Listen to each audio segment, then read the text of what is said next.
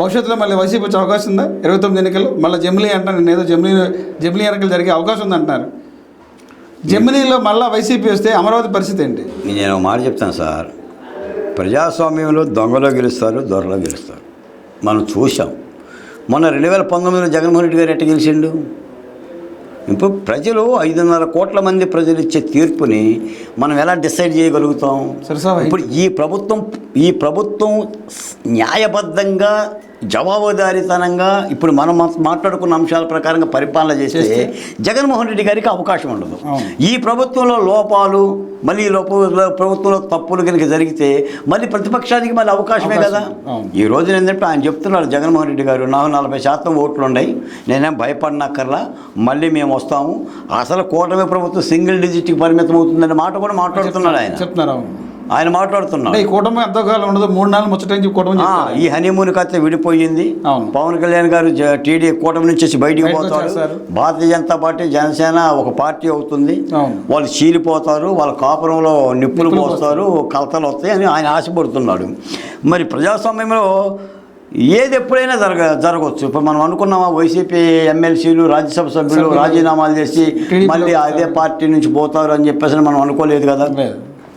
జగన్మోహన్ రెడ్డి గారి దగ్గర పక్కన ఉండే బాలినేని శ్రీనివాసరెడ్డి లాంటి పెద్ద నాయకులు, లేదా మోపిదేవి వెంకటరమణ, ఆర్ కృష్ణయ్య, బేదా మస్తాన్ రావు రాజ్యసభ సభ్యులు, ఇది సాదాసీదా వాళ్ళు కాదు, వాళ్ళే జగన్మోహన్ రెడ్డి గారికి బై బై చెప్పేసి తెలుగుదేశం పార్టీలో జాయిన్ అవుతున్నారు అని అంటే మరి రాజకీయాలు ఏదైనా సహజమే కదా. అందుకని ఏదైనా జరగవచ్చు. కాకపోతే ఏంటంటే చంద్రబాబు నాయుడు గారు, ముఖ్యంగా చంద్రబాబు నాయుడు గారికి నేను చెప్పేది, మనం పర్ఫెక్ట్గా లేనప్పుడు, మన పరిస్థితి బాగలేనప్పుడే అవతల పక్షం వాడికి అవకాశాలు వస్తాయండి. ఇన్ని అభివృద్ధి కార్యక్రమాలు చేసుకుంటున్నప్పుడు ప్రజల్లో ఒక మంచి సంకేతం కనుక పంపించగలిగి వీటిని అభివృద్ధి చేసుకోగలిగితే జగన్మోహన్ రెడ్డి గారికి మరో అవకాశం రాదు. ఎందుకంటే ప్రజాస్వామ్యంలో ఎవరైనా పోటీ చేస్తారు, ఎవరైనా ఉంటారు. కాబట్టి జగన్మోహన్ రెడ్డి గారు రారు అనే భావంలో నుంచేసి మనం ఏం చెప్పాము, పరిపాలన ప్రజలు దేనికి మెచ్చి పరిపాలన ఇచ్చారు, దాన్ని సుసంపన్నం చేయాలి, అమరావతికి ఏ న్యాయం చేశాము, అమరావతిలో పోరాడిన శక్తులకి ఏ న్యాయం చేశాము, ఆ పోరాడిన శక్తుల్లో ఆయా సామాజిక వర్గాలకు ఏ న్యాయం చేశాము, లేదా చనిపోయిన బిడ్డలకి కమల్ గారు నేను చెప్తున్నా, డాక్టర్ సుధాకర్, డ్రైవర్ సుబ్రహ్మణ్యం, ఇప్పటికీ వాళ్ళకు ₹1 ఇచ్చిన పాపను బాగాలేదండి. ₹1 ఇచ్చి వాళ్ళు పరామర్శించిన పాపాన్ని కూడా పోలేదు. ఆ ఎమ్మెల్సీ ఇంకా శాసన మండలికి వస్తూనే ఉన్నాడు.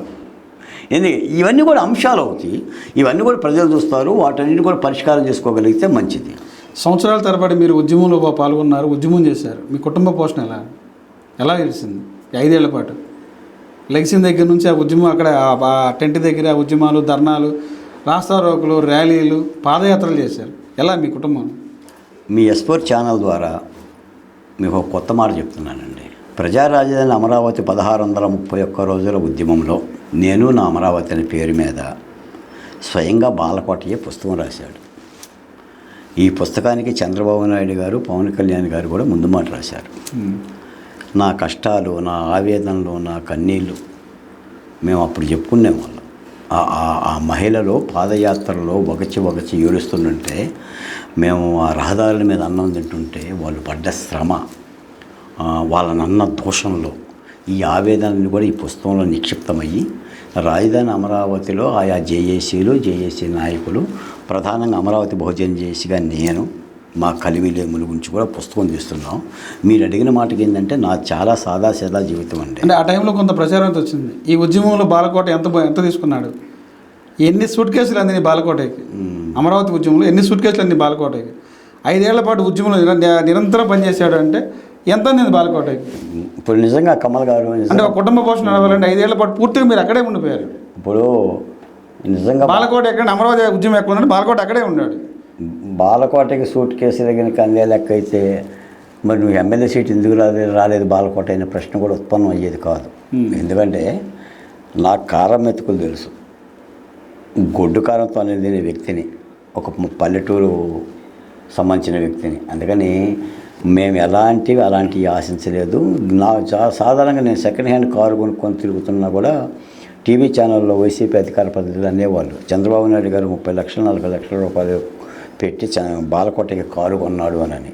కారు కాదు కదా, నాకే తిమ్మిరి పిల్ల కూడా నాకు చంద్రబాబు నాయుడు గారు ఇచ్చారు కదా. అది సాక్షాత్తు ఇప్పుడు అంటే అధికారం చెప్పిన అర్థమవుతుంది. అధికారం చెప్పిన తర్వాత కూడా కనీసం బాలకోటను పిలిచి ఆహ్వానించి తేనేటి విందు కూడా ఏం లేదు. తేనేటి విందు కూడా లేదుగా, తేనేటి విందు కూడా లేదుగా. మన అధికారంకి వచ్చాం బాలకోట గారు, మీరు అధికారం రావడానికి ఎంతో ప్రోత్సహించారు, కృషి చేశారని చెప్పి కూడా. ఆ తాడికొండలోనే అమరావతిని ద్వేషించిన ఉండబలి శ్రీదేవి కూడా న్యాయం జరిగిందేమో కానీ, చైర్మన్ వచ్చింది కదా న్యాయం జరిగిందేమో కానీ బాలకోట అలాగనే ఉన్నాడు కదా.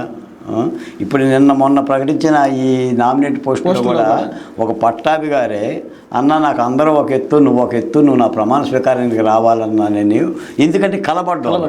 ఆయన ఇంటి మీద దాడి జరిగినప్పుడు నేను ఆయన నిలబడినోడిని, వాళ్ళ భార్య పిల్లలతో మాట్లాడినోడిని, నేను అరిసినోడిని పట్టాభి గారి కోసం కూడా. ఆ ప్రేమతో పిలిచాడు. వాటికి కూడా మేమేమి వెళ్ళటంలా. ఏదైనా చూడాలి సార్, ఏదైనా ప్రభుత్వం చూడాలి. మీరు అన్న ప్రశ్న అయితే ప్రభుత్వం మీద ఉంటుంది. అంటే ప్రజల్లో ఉన్న విషయాలు నేను మాట్లాడింది. ఎంత కష్టపడిన బాలకోటకి అధికారం వచ్చింది, ఎక్కడెక్కడో లేని తెలియని వ్యక్తులు పదవుల్లో వచ్చారు, పదవులు అనిపిస్తున్నారు ప్రజెంట్ గత 4-5 నెలల నుంచి. అంత ఉద్యమంలో పాల్గొన్న బాలకోటకి గుర్తింపు ఎందుకు రాలేదనేది ప్రధానమైన ఆరోపణ. గుర్తింపు రాకపోవటం ఏంటంటే, నేను ఏ రాజకీయ పార్టీలో లేను సార్. నన్ను తెలుగుదేశం అంటే ఉద్యమకారుడు బాలకోట అంటే అప్పుడు పార్టీకి సంబంధం లేదు, ఒక దళిత రైతులకి న్యాయం జరగాల అని ఒక దళితుల పక్షాన్ని మీరు పోరాటం చేశారు. నన్ను చాలామంది కూడా తెలుగుదేశం పార్టీలో బాలకోటయ్య చేరితే నీకు న్యాయం జరిగిద్ది అని అన్నారండి. మీతో పాటు మీ సహచరుడు టీడీపీ చేరలేదు కదా కొలుకుపూడి, కానీ నేను అలా చేరటానికి సిద్ధపడలేదు. కొలుకుపూడి సీటు రాకముందు టీడీపీ పార్టీ జెండా కప్పుకోలేదు కదా, అంటే సభ్యత్వం కూడా లేదు కొలుకుపూడి. ఆయన మాట తీసుకుని జాయిన్ అయ్యాడు. ఇప్పుడు నేను ఒక పార్టీలో చేరాలంటే ఆ పార్టీ నాయకుడు ఏదన్నా అసలైన నాయకుడు, మాట్లాడాల్సిన నాయకుడు ఒక మాట చెప్తే నేను నీ చేత తాలిబొట్టు కట్టించుకుంటే ఒక ప్రయోజనం. అంటే గతంలో మీకు మాట కూడా ఇచ్చారు కదా, మీతో డిస్కషన్ జరిగింది, మీకు ఎమ్మెల్యే ఇస్తాను, ఏదో ఒక కాన్స్టిట్యున్సీ నుంచి మిమ్మల్ని అకామిడేట్ చేస్తాను అని చెప్పి అన్నారు కమల్ గారు. అనుకున్నారు. మరి వాళ్ళ సమీకరణలో రాజకీయ సమీకరణలు మారిపోయినాయి. తర్వాత ఈ కూటమి కలవటం మూలాన జనసేన, భారతీయ జనతా పార్టీ ముగ్గురు కలవటం మూలాన కూడా అసలు సీట్లు రావాల్సిన తెలుగుదేశం పార్టీ నాయకులు కూడా సీట్లు లేకుండా పోయింది. ఇప్పుడు దేవినేని ఉమామహేశ్వర గారి పరిస్థితి మీరు చూడండి, మైలవరం వెళ్ళిపోయింది, ఆయన కూడా ఖాళీగానే ఉన్నాడు. ఇలా సమీకరణలు మారిపోయినాయి. ఏదేమైనా ఈ రోజు కాకపోయినా రేపైనా కూడా చంద్రబాబు నాయుడు గారు మాలాంటి వాళ్ళు కూడా న్యాయం చేస్తారని ఒక ఆశతో అయితే ఉన్నాం, చెయ్యాలని కూడా కోరుతున్నాం. సార్ గత 5 సంవత్సరాలు ఎలా ఉంది, ఇప్పుడు ఎన్డీఏ ప్రభుత్వ అధికారం వచ్చిన 6 నెలలు ఎలా ఉంది, అప్పుడు మీరు ఎన్ని ఇబ్బందులు పడ్డారు, ఇప్పుడు ఏమైనా అటువంటి పరిస్థితులు ఏమైనా ఉన్నాయా ప్రస్తుత పరిస్థితులు?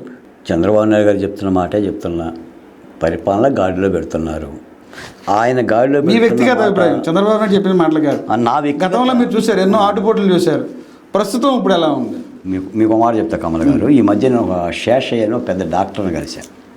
ఆయన అన్న మాట ఏంటంటే, స్వాతంత్రోద్యమ సమయంలో బ్రిటిషోడు స్వాతంత్ర ఉద్యమకారులు పెట్టిన బాధలు, లాఠీ చార్జీలు ఆ రోజు మనం చూడలేదు, మనం లేము. అవి మనం చూడలేదని జగన్మోహన్ రెడ్డి గారు బ్రిటిషోడు పరిపాలన ఎలా ఉంటుందో మన కళ్ళ ముందు చూపించాడు. ఇప్పుడు అలాంటి అరాచకమైన పరిపాలన అయితే లేదు.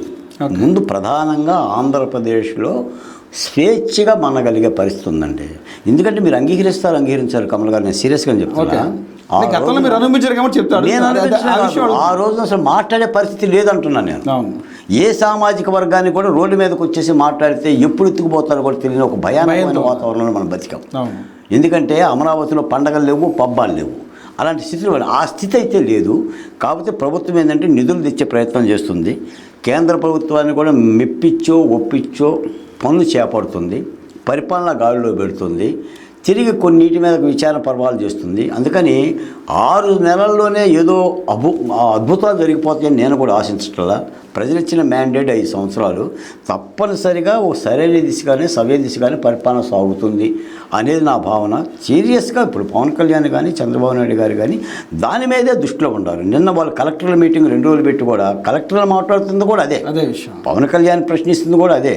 మేము చెక్ పోస్టులు పెట్టినా కూడా రేషన్ బియ్యం ఎందుకు కాకినాడ వరకు పోగలుగుతుంది, ఈ బ్లేమ్ ఎవరి మీద వేయాలి, అధికారులు ప్రశ్నించాలా, మమ్మల్ని మేము ప్రశ్నించుకోవాలని ఒక తపన జరుగుతుంది. గతంలో ఇదేమీ లేదు కదా. తప్పనిసరిగా సరైన దిశగానే వెళ్తుందండి.